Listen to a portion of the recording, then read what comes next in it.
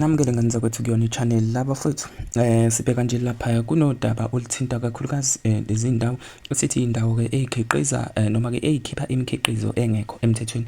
Kuthiwa ke kuye kwasa ngokunye ke kubakhiqizi ke bejiki njengoba bedayisa ke noma bekhiqiza ijiki ke likumbombayi. Lena ke enibona la esithombeni ifemu ke okuyiyona ke ephethwe ke ngabantu ke ababili abangamashayina lana ke abakhiqiza ke utshwala ke obungumbombayi.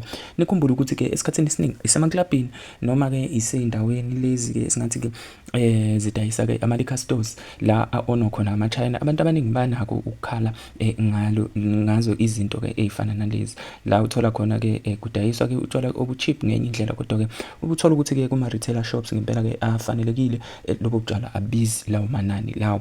So amaphoyisa ke kuthiwa aye avundulula la ifem elikhulu ke eligaya ke utshwala oyimbombayi lapha ke eWestern area. Kuthiwa ke kwaboshwa ke abantu abayisishagalolunye, ababili ke base-China, abayisithupha ke base-Malawi noyedwa ke wase-Mozambique.